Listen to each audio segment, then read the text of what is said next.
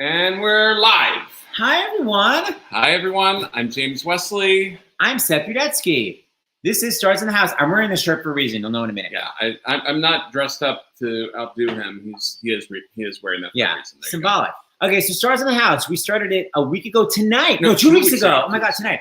It's a twice-a-day show that we do for the Actors Fund, which we always say is a misnomer, which is an SAT word, which means that it's misnamed. Basically, it's not just for actors; it's for anybody in the entertainment field. Any professional in entertainment, in the performing arts, anywhere in the country. If you're in need of help for medical reasons, for rent, for utilities, for food, the Actors Fund is there for you. And we're not just talking about actors; we're talking about people behind the scenes. We're talking about your local professional ballet, symphony, opera. Any of those professional arts. Box office, that's right. Makeup people, script supervisors, key grips, anyone that needs help, and a lot of people do. And here's the deal.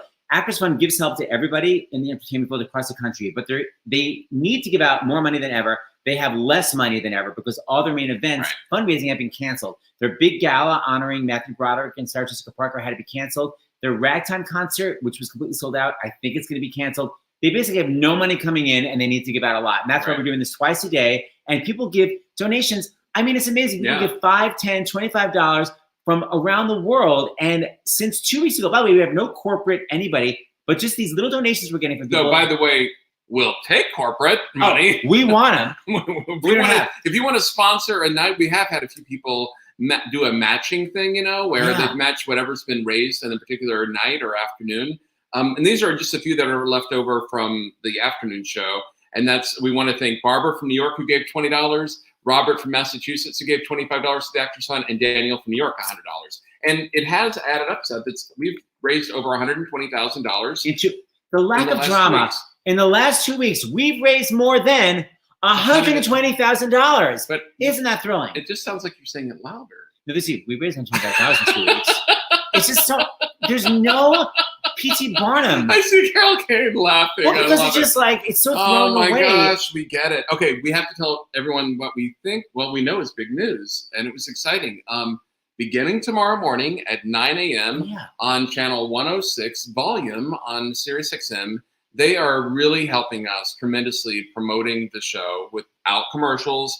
And it's going to be from 9 a.m. to 10 a.m. Eastern, and it's basically going to be the previous day show. So this one, with the reunion of Taxi, is going to be the very first show that's going to be broadcast on SiriusXM. And what's the channel? It's volume. Channel 106. Channel 106, 9 a.m. Eastern. So thank you, SiriusXM. No commercial or anything. They're just really doing it to help out and to just make more people know about it. What else we got? You know what? You want to do like that right there? Oh, yeah. Okay, so here's the deal. So we're joking. We got like our hair cut. Our kid just graduated cosmetology school. So we're fortunate that we have a live-in, someone who can do our hair and stuff. So people are looking crazy. Everyone's like their beards. So she made this video. Her name is Julie Wesley. It's our kid, and she made this video. And I'll tell you where it is. But here's a sampling: how to give someone a haircut at home. And it's so detailed. This is like a short version. Then you can go to her Instagram. Go to her Instagram. But look how great this is, because I know you guys are cooped up and your hair's looking crazy. I've been seeing you.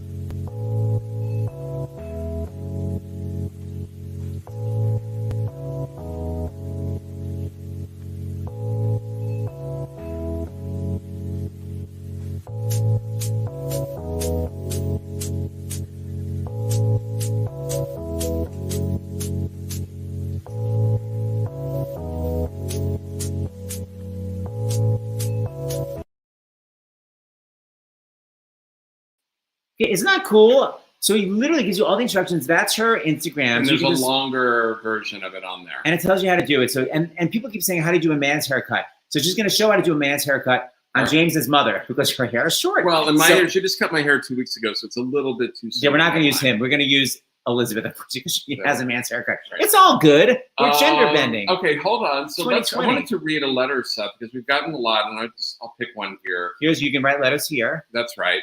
Or you just go to our website, starsinthehouse.com. Yeah. Seth and James, this is from Barry from New Jersey.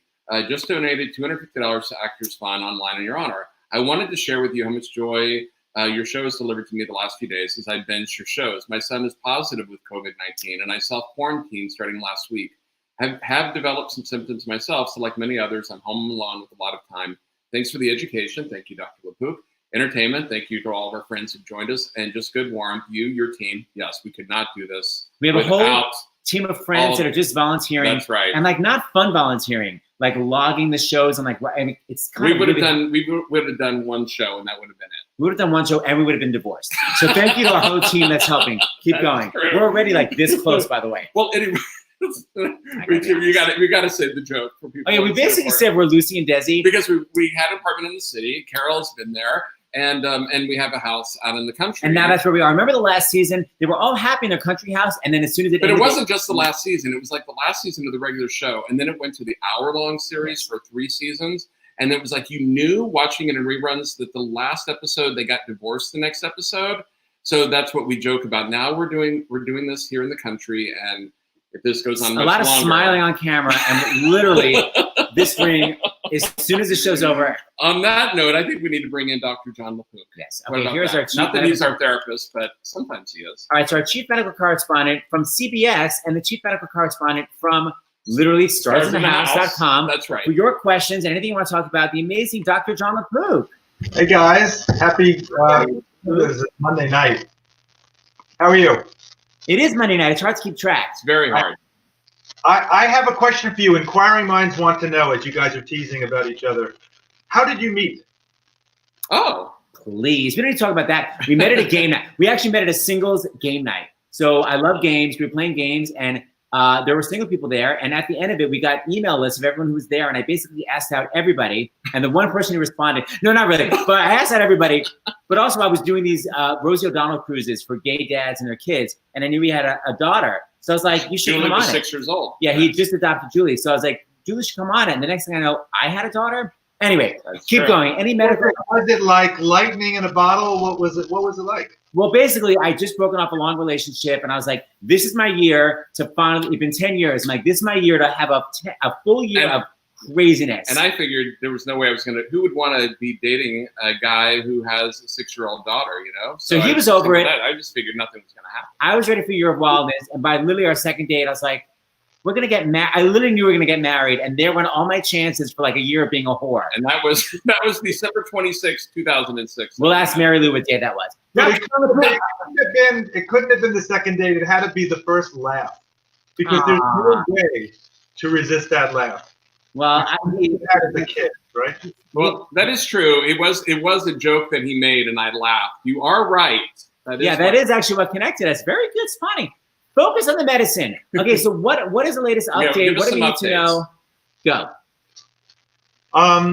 So everybody needs to understand that the numbers are still not exactly real. You know, we're still trying to get our arms around a 24-hour turnaround, so that when you see these numbers going up, what exactly are they reflecting? Is it a pent-up tests that have been done over the last week, and now they're suddenly being added?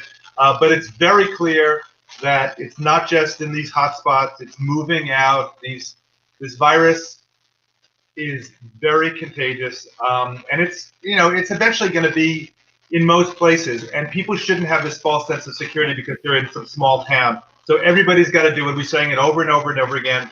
Really do it. The social distancing, at least 6 feet, wash your hands for 20 seconds, cough into your arm.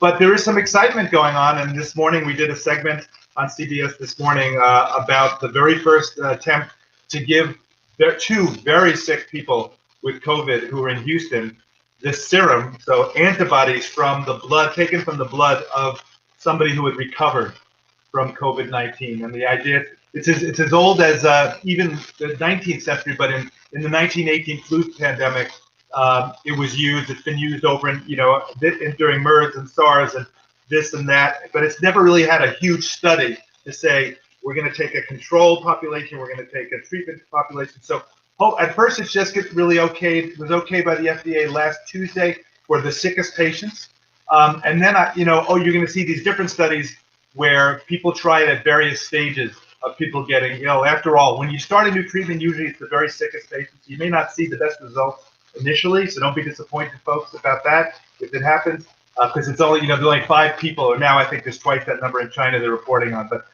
or a higher number than that. But we still haven't had the real study. But it'll be interesting to see what happens as time goes by. Is it helpful earlier in the disease, middle, late? Who can get it? And then there's this antibody test, which is going to be a game changer, which is not to tell you whether you're sick right now. It's not looking for active virus. It's to say whether you were infected, you have some immunity, you have some antibodies. Remember the measles, mumps, and rubella test that almost everybody gets to see if you're immune? It's a similar thing. You can get the results in a couple of hours and know, oh, that cough that I had a week ago or a month ago, the sniffles, I thought it was allergies, I thought it was a cold. If it turns out it's COVID, you may very well be protected and able to then go back to the front line. So that's what's really hot right now. There's also a bunch of, they're going to be trying trials now of the hydroxychloroquine and Zithromax. And, oh, you know what we haven't said about that? There's been an underreporting of this. There is a potentially serious side effect of hydroxychloroquine. That's the malaria medicine, which is, without getting too technical, it's called QT elongation. Basically, it can give you an irregular heartbeat. And if it's combined with another medicine that also does the same thing, it can be a double whammy. And Zithromax, which is in a Z-Pack, the medicine in the Z-Pack, that can do it. So we have to be very careful when we're giving these medicines. Every medicine that can help also has a potential side effect. So that's why we need to do the controlled studies, not just sort of willy-nilly prescribing it without being careful. And if you can, you want to follow the electrocardiogram. But when somebody's home and you can't bring them into the office, fortunately there are these devices now. You can do home EKGs with your iPhone. There are various products. Talk to your clinician about that. There's a way to look at that. Oh. So basically, it's going to be spreading everywhere. So if you think you're in a safe place, you're not. Just make sure you wash your hands. Basically, everyone should just stay home for the next few weeks if they can. Am I correct? Yes, and perhaps a little longer. And I've been thinking about that again. I'm not trying to sugarcoat this, but what are the silver linings here? And if everybody really starts to pay attention to personal hygiene, we may see foodborne illnesses go down, which are related to washing hands and washing fruit and vegetables and stuff like that, doing proper food preparation. I'm fascinated. I spoke to the dean of the Harvard School of Public Health. They're looking at whether flu is going down. Is this a better flu season because people are social distancing? Wow. And then, of course, that whole getting together thing, where we're physically separated, but we have to stay emotionally connected. And you're seeing a lot of, on the Upper West Side of New York at 7 o'clock, clapping. It brings, it's amazing. It brings a tear to your eye, to hear everybody shouting for not just doctors and nurses, clinicians, first responders, the people who are delivering your food still, everybody who's still out there. So there's good that's coming from it. All right, Dr. Boo, we're going to bring you on at the end, of course, say goodbye. If you have any questions, email us or put them in the comments. We love having you here. It just relaxes everybody that I know. You're such a relaxing presence. So thank you, Dr. LaPoo. Peace out. James, just want to make sure that because I know you're going to be doing stuff here, that if you want to go up and down, it's this. Okay, we've got a whole elaborate opening here. Yeah, so we're trying to bring tribute to a show that won the Emmy for Best Comedy Series not once, not twice, but 3 years in a row. And if I remember correctly, and I know that someone will tell me, maybe Marilu, it won 18 Emmy Awards total. Marilu will tell you exactly what night it won the Emmy Award, what she was wearing, what they served to the after party. I can't. I see her nodding. So, but we've got a whole intro here that I'm going to see if I can do the technical stuff. So, Seth? Okay, so this is going to bring back a lot of memories, people. I just printed it out. Here we go. All right, Judd Hirsch, be ready. This is your taxi reunion.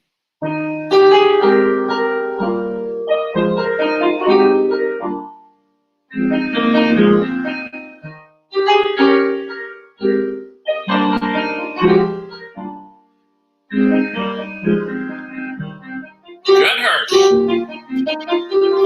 I love it. DeVito.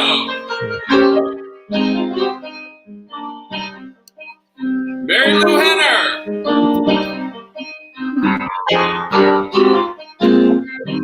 Christopher Lloyd. Carol Kane.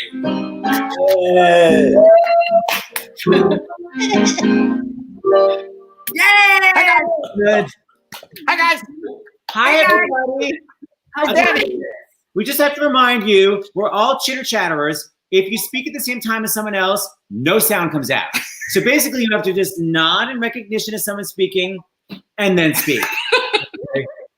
Hi, everybody. Hi, everyone. Okay, so many questions. Thank you all for being here. Thank you, Marilu, for organizing it. Yeah. Let's talk for a second about how Marilu did this. Well, your comfort TV idea. Oh yeah, so I see shit. how are we coping with all this? Wow. So many different ways, and I thought for most of us, there's like the whole idea of comfort TV, right? That we want to go with what's familiar, where we feel safe, we feel comfortable, and I thought, well, what about the classic TV show Taxi? And we know Marilu because she interviewed us several years ago, right? When we did What the World Needs Now Is Love, and she was so lovely. So Marilu, will you help us? And she did, and she got all of you together. So thrilling to see you guys. Okay, we have a million questions. There are 1,000 fans online. I got to start with the most just sort of generic. Yeah. How did you guys get the gig? Let me first ask Danny DeVito. By the way, Danny DeVito, we saw you honored by the Actress Fund. That night was incredible. Ooh, how'd you get the gig, Danny? Okay, well, Joel Thurm is a casting director that we all know that was casting this show. And he had sent me out on other things like over the years, acting, auditions. And he said, you got to do this. This is a great part. You got to check this out. And I read it, and I thought it was really funny. I thought it was really good. And I went to meet Ed and Stan and Dave Davis and Jim Brooks. And I went into Ed's office, and I had the script in my hand. I really wanted the part. And so I thought I'd do something a little radical. And I said hello to them. I knew I was going to sit in the hot seat to do my audition. And I said, one thing I want to know before I start, who wrote this shit? And I threw it on the table. And that was how I got the part. Because we walked right into their room. Okay, art imitates life. Right. What about the brilliant Christopher Lloyd? Hi, Christopher Lloyd. Are you in your? Where are you in your kitchen? I'm sorry? Are you in your kitchen? Am I? In your kitchen. Yes, just past the edge of the kitchen. I can see in the background. Okay, how did you get the job? How did I get the job? Well, there's a rumor that's been going on since I got the job that the guy up in the right-hand corner here, Danny DeVito, had some influence.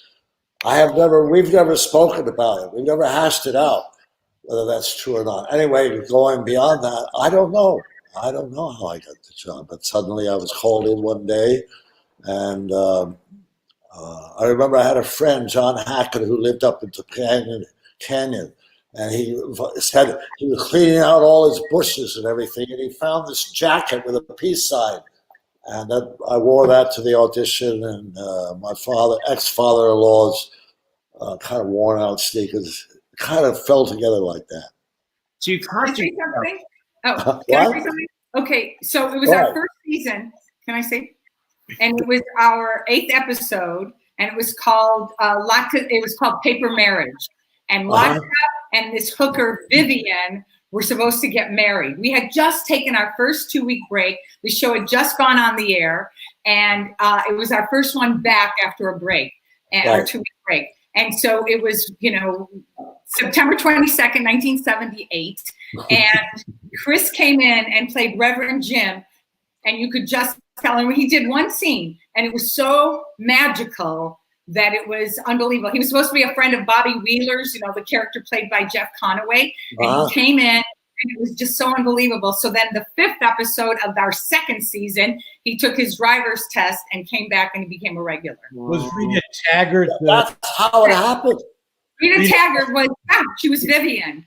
She wore my old wedding gown and everything else. Yeah. Yeah. Wow. And if you can remember, there was the most famous 6 words in television history. Yes, in the 5th, in the driver's test scene, of course. Which were what? Yeah. What does a yellow light mean? Oh yeah. I always remember the great line though, where he says he's reading what Andy wrote. Chris is reading what Andy wrote, and he says, "You will always be a tart to me." And Andy says, "Part of me." How did you get the gig? You were later on. Wait, who? Carol? Who you guys? Frozen? I can't tell if she's smiling or she's frozen. So looks, Yeah. there you go. How'd you get it, Carol Kane? How'd you get the part? The delays are amazing. Hold on. Carol, did you hear them? You have to come back because sometimes people get frozen and you don't know if they're reacting or if they're frozen. Hold on. She didn't like the question. Here you are. Carol. You can't hear me? Now we can How hear did you you. get the job? Oh, okay. Yeah. How did I get the part was, I think because I had done this movie where I spoke Yiddish called Hester Street, and because I had to speak this foreign language with Andy, I guess they called me because of that, Jim Brooks and everybody. And at the time, I was such an idiot because that was in the days when people that did movies didn't do TV. And I was thinking, oh, well, I mean, this, I shouldn't do TV. But then I saw Jack Guilford do an episode. And I figured if Jack Guilford's going to do it, then I'm going to do it. And then from then on, I paid them every week to let me be in it. That's so sweet. And what about Mr. Judd Hirsch or Juddy Hirsch? How'd you get the gig? It's not a terribly long story, but I just come off I think it was 2 episodes of Rhoda, and then I did a play on Broadway with a Neil Simon play. So I was kind of like back into my in the best of what I thought I could do, which would be at plays and maybe movies. So I get this call to say that they want to do this. They hadn't even, I don't think they had written it yet. Well, at least they didn't send it to me. And they said, would you want to do this part? And I said to my agent, I said, well, what for? I mean, I was just about to leave for Europe with my kid because I didn't think that television was really terribly important. Certainly not for me. I was just, kind of like, I was a stage actor. I didn't want to bother going back to that. So I said, well, what is it? What is it? They said it's about cab drivers. And I said, oi, this is going to fit so well. It's going to fit so well. My father was a cab driver. But anyway, and also an electrician. But so I said, okay, so why don't I just go see them? So I go to see them at the Plaza Hotel. They had the deli. I think Danny might have seen the same thing, right? Woo. The deli, right? They had all this deli laid out. No, Danny. there was no deli when I went. Not with Danny. What happened to Judd? I went to the I went to the office at Paramount on Gower. There were a bunch of people. They wined and dined Judd. They wanted it. Where'd he go? It was deli food. It's not that impressive, but No, but that was like in the Plaza Hotel. You got called for an audition with those guys. That's they have deli food because they're Jews, and they had champagne because they're rich. amazing. Danny, did you have any issues with doing TV? I mean, you had done Cuckoo's Nest with Well, Kristin. no, I actually like doing it because, I did a couple things. Like I worked in Del Vecchio once with Judd years ago. I really had a good time. I did a policewoman and a Starsky and Hutch, and I didn't have any money, so we're all looking for work. I wasn't like hotsy totsy. I'm not going to do television. A few of my friends thought it would be the worst move I ever made doing a taxi, but they were fucking wrong. First on this thing, I guess. By the way, Dan, I guess so. I remember your first. I feel like I remember watching the very first episode when I was a kid, and you were up in that cage, and then it was that crazy reveal of you walking out. That was. Well, Judd wanted to go. Yeah. Ring up. Comes down the stairs. It was the phone booth. Was the phone? The phone call thing wasn't working. The phone booth was broken. The payphone was broken, so everybody was lined up to make a phone call. Judd was, they found out that he had a daughter that he hadn't seen for 15 years. And he calls her in Peru or Venezuela or somewhere. And then he finds out that she's going to college and she has a stopover in Florida. And they all talk him into taking a cab down. Take the cab down. And I will, that's the story, basically, for the first show. Yeah. Danny DeVito. I don't know if you guys remember this. Mary, I don't know if you remember, but that was the first time that anyone on television was allowed to say bitch. And that became like a big thing throughout the whole week for Judd to be able to say son of a bitch. And it had never been said on network television before.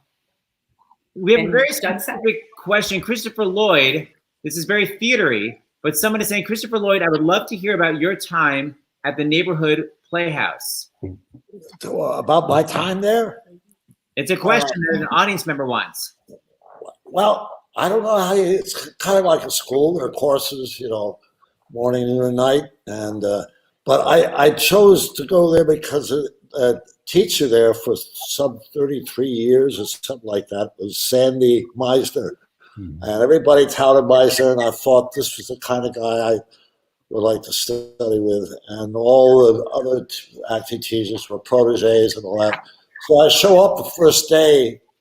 I come in, I have my interview, but then I show up the first day, and he's gone to Universal, I think, to be a casting director. How do you figure? Anyway, that's what happened. But I did my 2 years at the Playhouse. When I came out, I felt I was just as lost as when I went in. Oh. So Meisner gave up. He came back to New York and he started some musical theater kind of shit. And I went back to him, and he had his professional classes at night. And I got into him, and he kind of saved my life. No, he was fabulous, and I began to get a sense of direction. That Meisner technique. Now, Judd Hirsch, you were in the middle of your deli food. I went off. Yeah. Okay. All right. I probably had to plug it back in. Oh, yeah. 3%. Now, listen. I was asking Danny, remember, in your audition, did you go to the no. You didn't go to that hotel. No, when you went away, I told them, that was like they were wooing you. That was like hotsy-totsy at the Plaza Hotel with food and probably champagne and everything. I went auditioned on Gower, on that at head office over there. There was. So, okay. So I got the good treatment. You got the thing is, it's almost like saying they knew who I was. They knew what I would like. This Jewish some deli Jewish guy from New York. Give him deli. He'll take the part easy. So when I got there, I said, what's the part you want me to play? And they said, oh, come on, we want you to play. I said, no, because I like to do languages. Can I play the Latka part? I said, well, no, I'm afraid we have Andy Kaufman.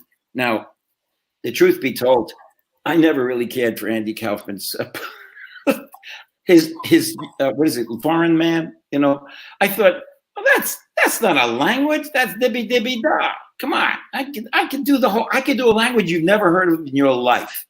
Middle European, whatever. You wouldn't even be able to look it up in a book. Well, they kind of laughed, and I said, well, can I play both parts? And then they laughed again and said, have another sandwich. So, okay, so they told me what the part was, and I went home and I said, and my agent goes, he says, what do you think? And I said, I think this is probably a 3-year or more show. Wow. And he said, well, isn't that enough? I said, it's too long. Wow. I'm 42 years old. I'm not going to spend the rest of my middle age in, doing this one show. I said, I thought I was going to get trapped, really trapped. Wow. So he said, okay, well, then what do we tell them? I said, make them an offer they can't accept. And they accepted. And so thereby we have the story. Wow. The guy who didn't want to do it. Why? Then And by the way, then I did an audition, not for me, but for Jeff Conaway. We did it. We tried to get that part, the actor part, and so I said I'll do it with them, because it was inside a cab and it was about, we had guns as our head or something like that. But anyway, it was we had 2 black guys and Jeff Conaway, and I said, we finally went into discussion. I said, well, one of the black guys that said could play my part. He's that good. I said, certainly he's not going to be a failing actor. You're never going to believe that. The other one is my old friend, Cleavon Little. And for some reason, Cleavon was coming out of a bad time and really wasn't a very good auditioner. And then we had Jeff Conaway. And they said, what about him? And I said, I saw him in Grease. I said, but he was really good in it, Can he be bad?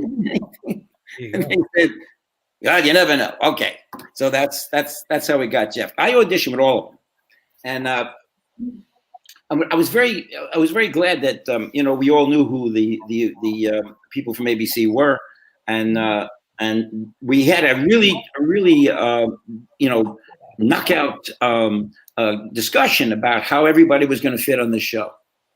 And then I walked out of an office, I can't remember exactly how, and Marilu Henner was sitting in a chair in the hallway.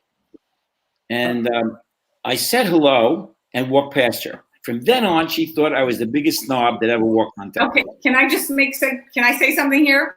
That was backstage on December the 27th of 1977 at Chapter 2. It was not at Taxi, because I met you July 5th, 78. The first read through. But you're right. I did think you were the biggest snob in the world. But I was so blown away by your performance. But it was backstage at the theater. I think it was the Schubert, right? There where you did Chapter 2. Did you do it at the Schubert? Yeah. I think so. Yeah.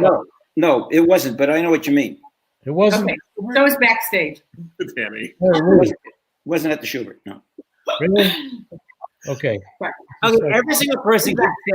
Every person keeps asking, please ask them. It's an old chestnut, but everyone wants to know, what was your favorite episode? Do you mind answering? I just keep seeing these questions. So, Marilu, you want to begin? What date did it air? What date did you film it? All the details. Okay. First of all, it was like a play, and we crafted it all week, and they hated to lose anything. So the episode that we were going to do, starting December 17th of 1979, it was right before we were going to go away for Christmas. It's being shot December 21st. It was called Shut It Down.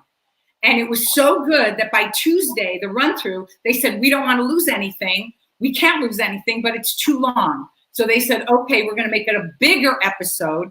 And if anybody can handle it, they said Danny and Marilu could handle it because they'll work overtime, et cetera, et cetera. Wow. And so we did Shut It Down parts 1 and 2, where I go on the date with Danny.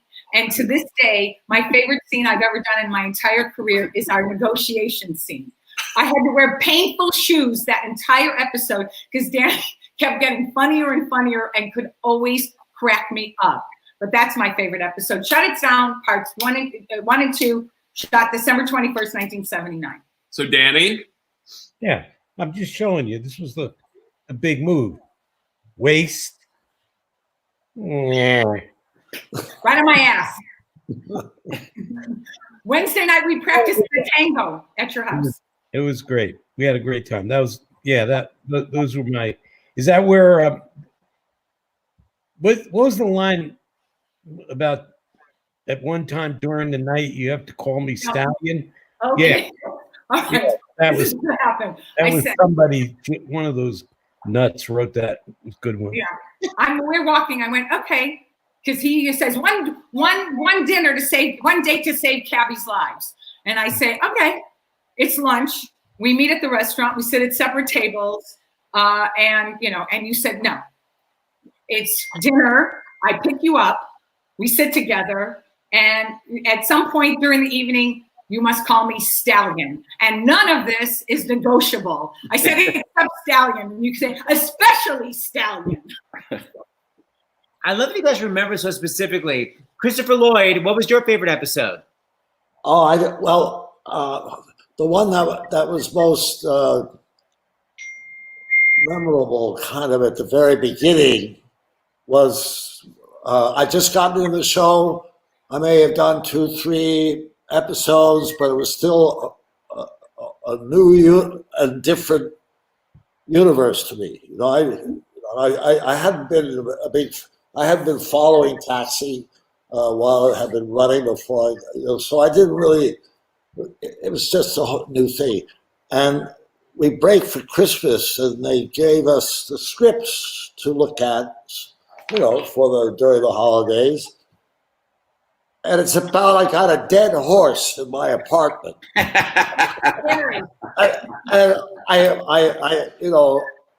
It's funny now, but at the time I thought, what the fuck?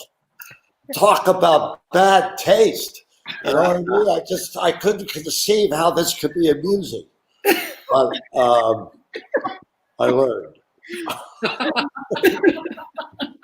All right, what about DeVito? What's your favorite? What? Oh, sorry. Yeah, no, I agree with Marilu. It's like that was my I love that one. I also like the he burns my apartment down. Like, see, so many of them. Like,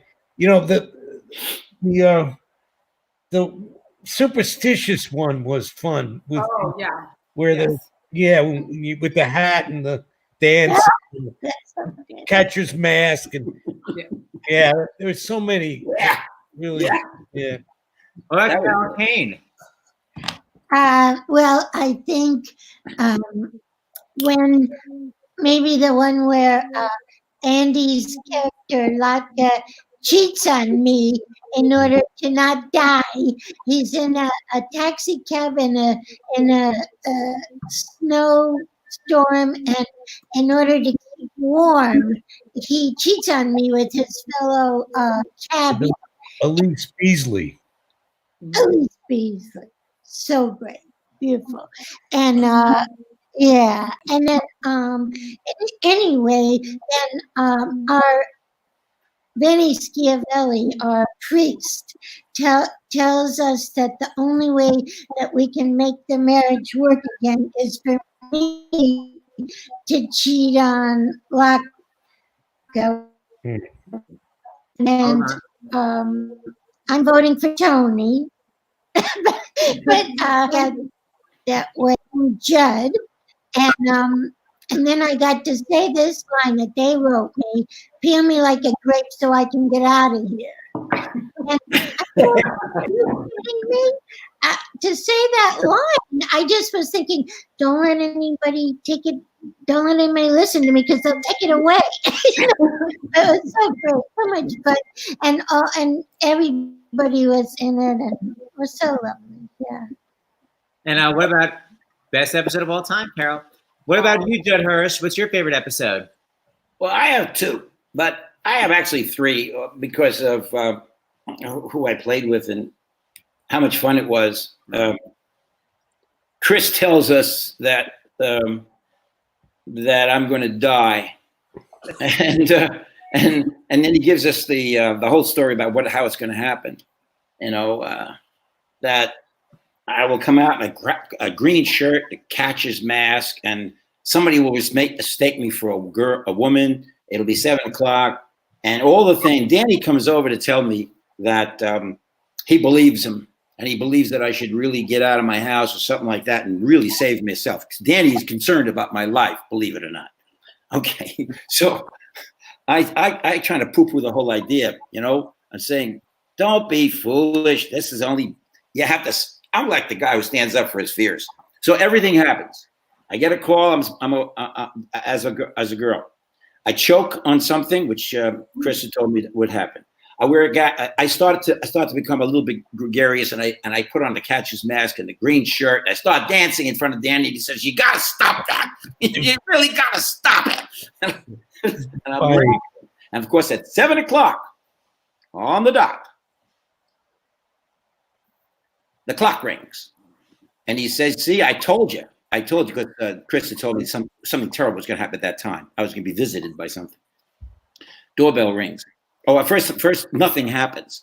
So I start slapping Danny, and I said, "You're so you're a boob." And then he said, "I'm a boob." And then all of a sudden, just after that, doorbell rings, and a little girl is standing outside with cookies. She's a Girl Scout. She's got Girl Scout cookies. And Danny's standing there thinking, it's got to be the devil. So he starts shouting at the little girl. He said, do you see that? Isn't it hideous? The girl gets scared, runs away, door slams. And he said, did you see it, Rieger? Did you see it? Now, before I opened the door, by the way, I tried to open the door and Danny wouldn't let me. Now, between two actors, Danny put all the force he had to try to keep me from opening that door. It was as if we were doing a goddamn improvisation. I was thinking, come on, hey, DeVito, stop this. If I can't open this door, we can't go on with the scene. And DeVito didn't give me crap anyway. He was going to do it all the way until I finally was able to pull him. I don't know how I had the supreme.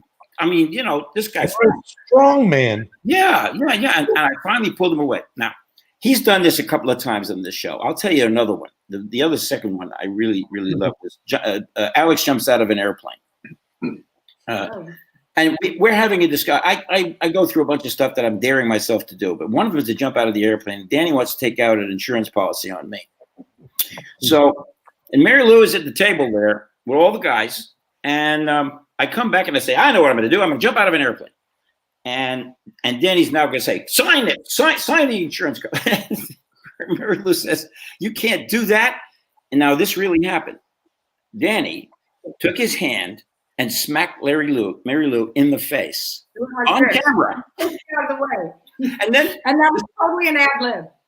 She didn't expect it. Nobody expected it. Danny didn't even expect that. He pushed her entire face away. All right. And the next, you got to see this. If anybody ever sees this episode, you got to see the look on both their faces. It's like he was saying, like, I'm sorry, I'm sorry, I couldn't do that. And she's going like this. How dare you? Oh, I don't believe you did it. That's one of the funniest things that I can remember about the show. And you guys kept that take. That take is the one that's on TV. Oh yeah, that's the one. What episode was that, Marilu?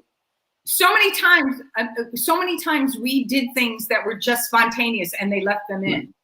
You know, and it was like they were because we were all stage actors and we'd rehearse it all week. Everybody was allowed to like make suggestions and do different things, and you know, they would add it and then they'd shape it, and things that you did became part of the scene. You know, that was one of the things we were going to ask you, was all being from the stage.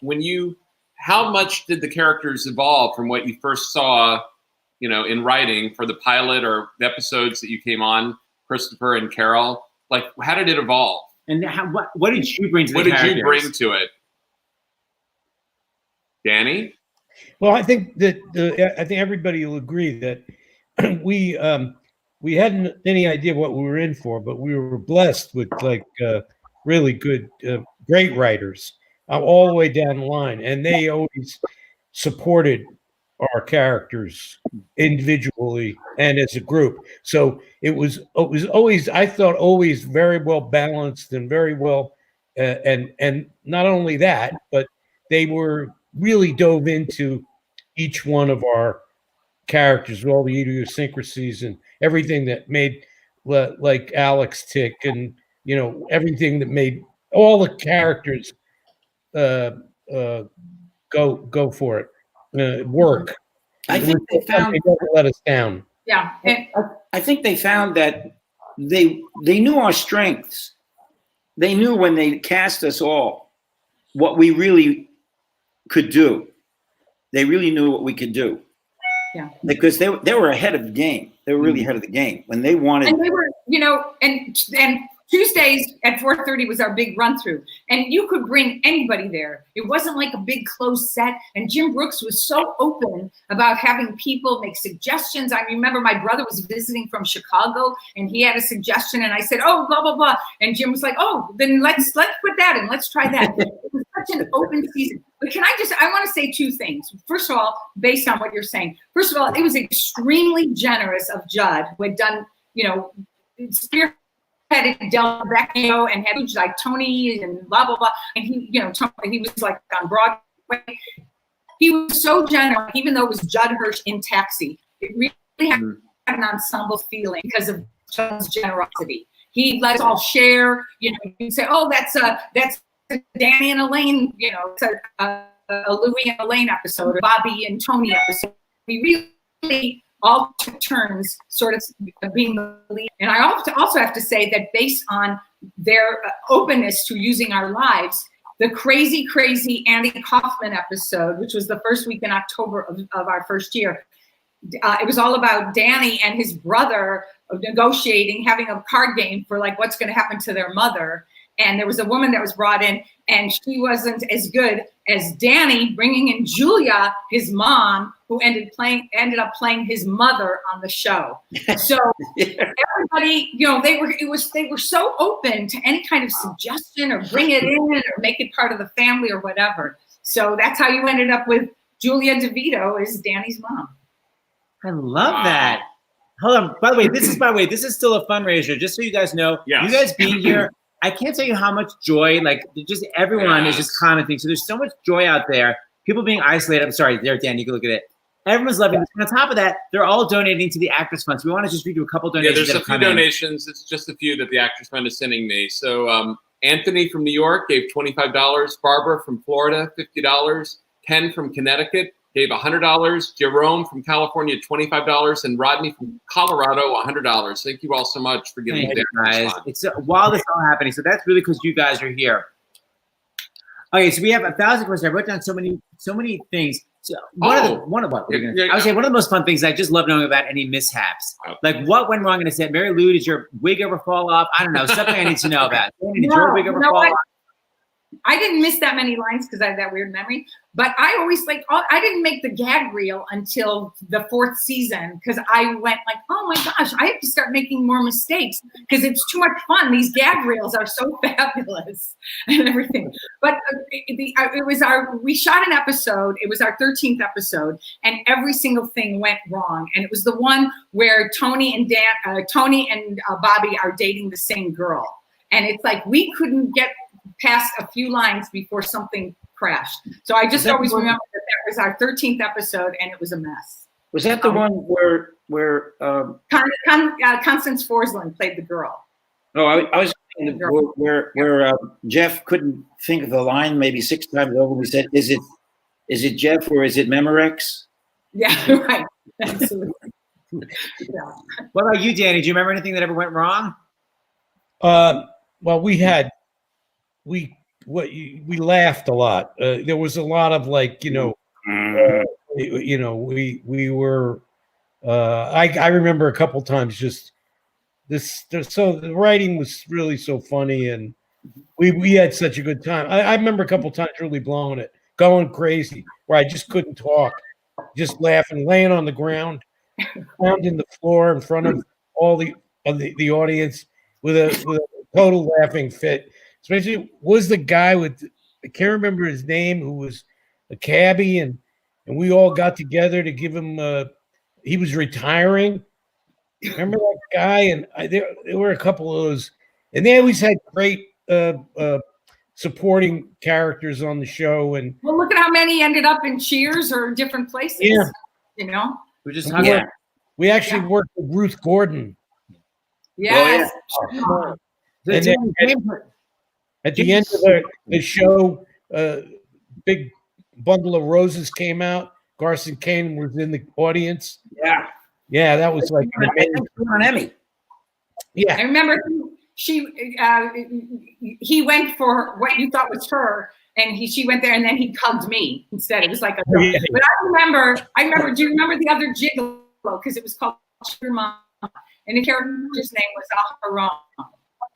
It was a guy.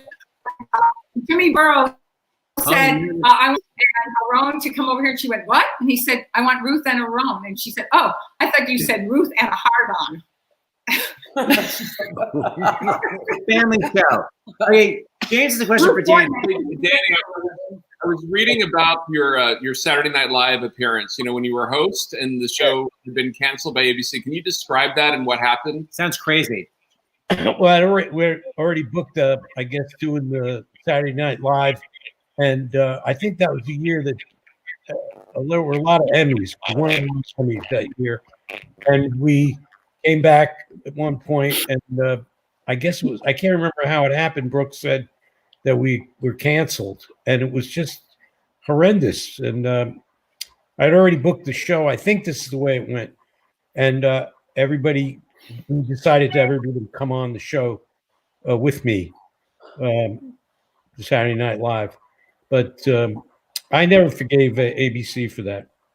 Yeah, you blew them up, remember? Yeah. That was your whole, cold open, you blew them up. Yeah, I don't know if that ever happened. Why? Were we all in New York going to do the show anyway? They flew us in. No, they flew us in. It was May 15th, 1982. But they flew us in, and you said that we had never taken our final bow. So you wanted us to all come out and take our final bow. Came out and did the thing on Saturday Night Live. That was Lorne Michaels.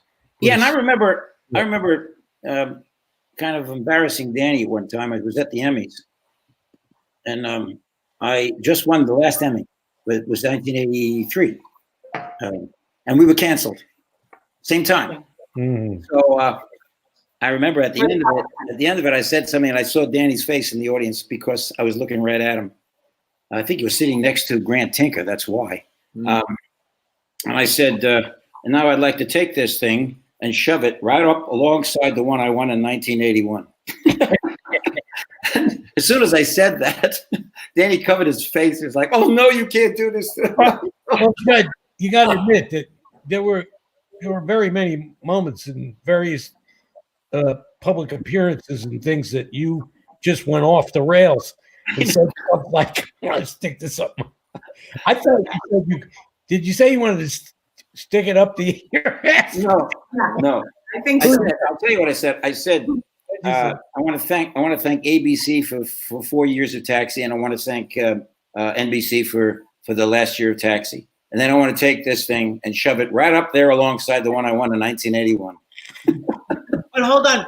ABC canceled it, and then you did Saturday Night Live talking about being canceled. What happened? Well, Grant Tinker saw us, and he liked our camaraderie so much that he picked us up for another year. You know, That's incredible. That what's his name? Was the guy who was the head of the studio? Brandon Tartikoff. That's right, Brandon Tartikoff was instrumental in that. But NBC was in the toilet. The year he picked us up, NBC was the lowest network on there, and I mean lower than you could believe. They were really in the toilet. And you guys looked at them, and then they took Cheers. I remember just a tradition, a Taxi tradition that took me a little bit to get comfortable with, but then it became very comfortable. Is that on Mondays, we'd be there at 10 and read the news script. And then we had a kind of an extended lunch while the writers fiddled with it. And then we'd come back and do a kind of a run-through of the rewrites. And our lunch break, by tradition, was at the Adobe. Lucy's Lucy's Adobe. Oh, yeah. Wherein there were margaritas and other things to consume. And then we go back and do the reading like rats. Oh, we did the reading. I say it was that way. All your minds like that. Yeah. Yeah. You do the script with your top lip sucked back. We do like a run through, a read through, like on Fridays too. We do an Italian run through super fast, or we do it like rat loud. How we do.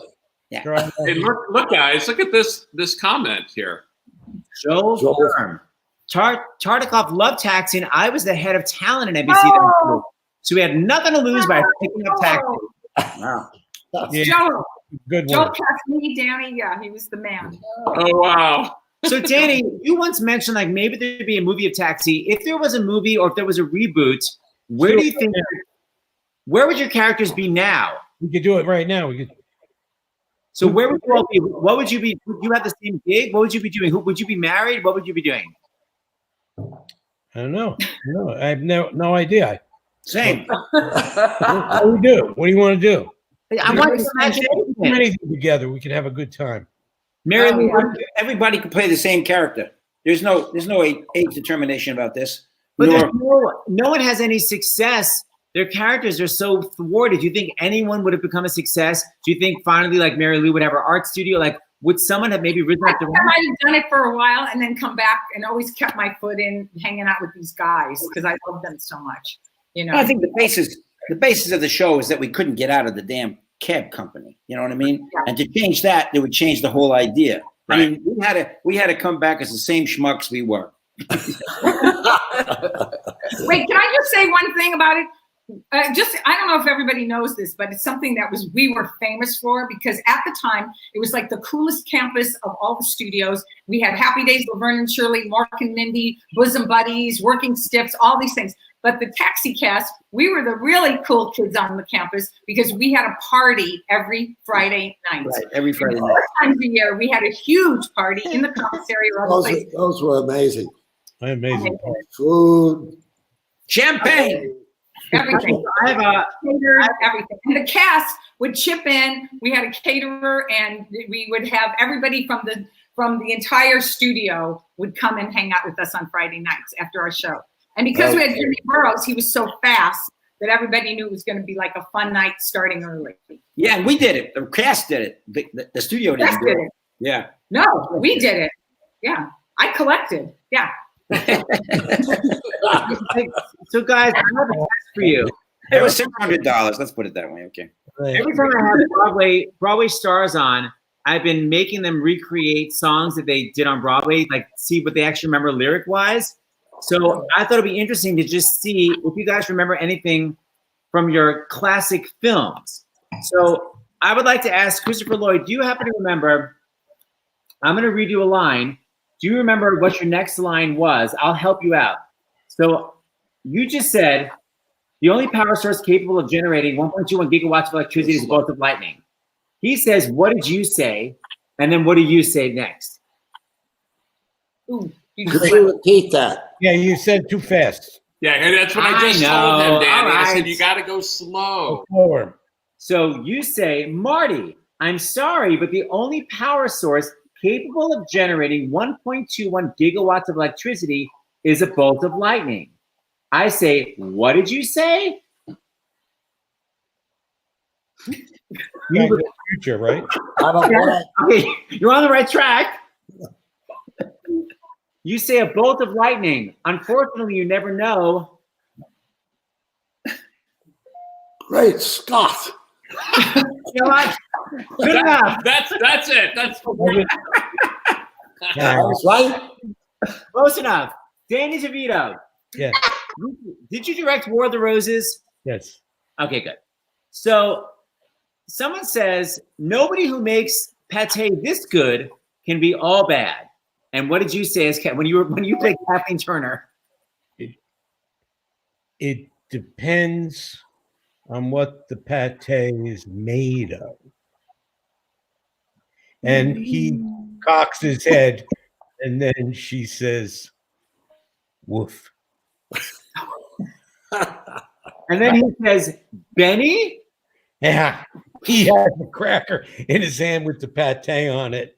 And he goes, Benny? Yeah. That was written by Michael Leeson, by the way. Bravo. That's amazing. All right, Judd Hirsch.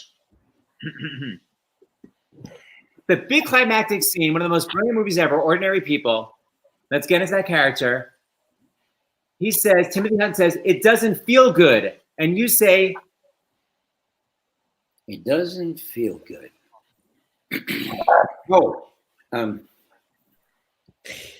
It's not supposed to? No. You say, it is good. Yeah. Believe I don't me. know what scene it is. It's the very big climax where finally you say it is good. Believe me. And I say, how do you know? And you say, because I'm your friend. I'm so bad. That's one of his favorite movies of all time. You've just made his year. Oh, it's so beautiful. Well, you know, that was a line that I told Redford would never. He never should have. Well, I said, you're taking the chance because you're telling psychologists to say to their client, to their patients that they're your friend and you hug them and whatnot. And I said, they'll never buy it. They'll never buy it. He said, I don't care All I know is that my 2 kids went through that and they never did it. That's why I wanted to see it happen. And I said, okay. And by the way, he did it in a circle. He put a camera around the circle, went around and around and around and around. And we did the whole denouement that way and finally came out with that line. Then I was walking toward Paramount one day and he was doing the last scene. He was doing the scene that he had to do in the tank when the kid drowns. And I said, hey, how are you? He said, how did it come out? He said, well, I'm doing the last scene today. I'm just shooting today. I said, what about that scene that we had? You know, the one that I had with you put the camera around? He said, oh, cut it. He cut the scene because he said, we already heard everything you said before this. I said, the best scene I had in the whole movie. And he said, well, that line is still in, but cut the whole thing. Amazing. I love that line. Carol Kane, are you there? By the way, I can't tell if you're frozen. Hold on. Everyone freezes. Hold on. I'm going to bring her back. Bring her back. Okay. Hi, Carol Kane. Sorry, Carol. Hi. Okay, so Carol Kane. It's the early 80s. Sorry, it's the late 70s. The phone rings, and what does the person ask you on the other end of the phone? Have you checked the children? It's so scary. Okay, good. Oh, that's scary. And finally, Marilu, you spent so many years doing this. Do you remember? Freddie, you'll see, you'll hold me in your arms one day.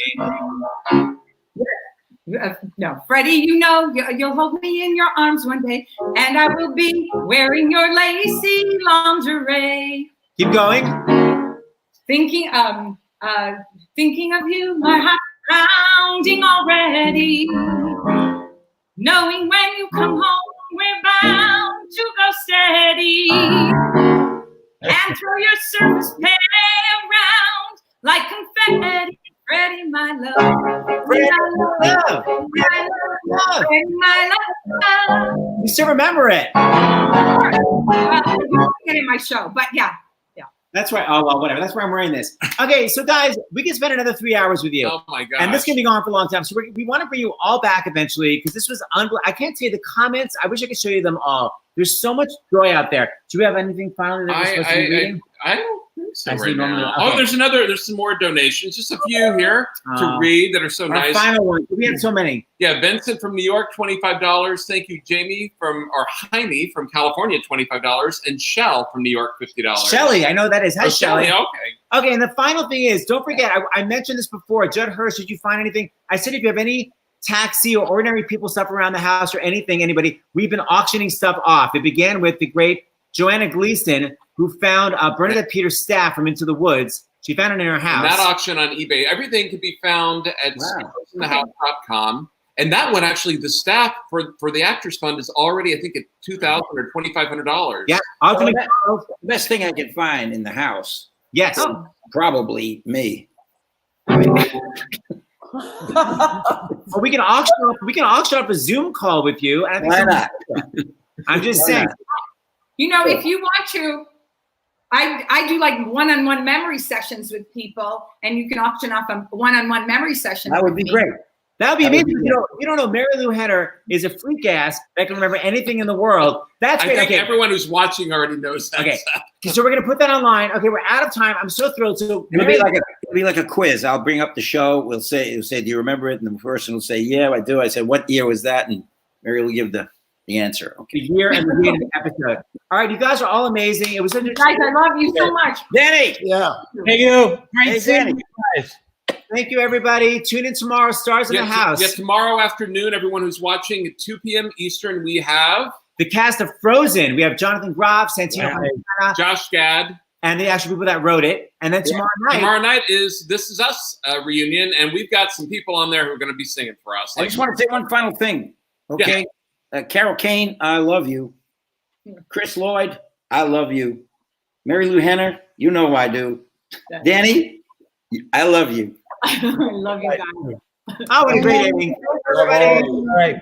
We love Taxi and Broadway. Oh, let me say goodbye to Dr. LaPook. Dr. LaPook, where are you? We'll take us out here. We'll take us out so we can say goodbye to Dr. LaPook. Hold on. Say goodbye, everybody. Hold on. We have to go. Bye. Bye, guys.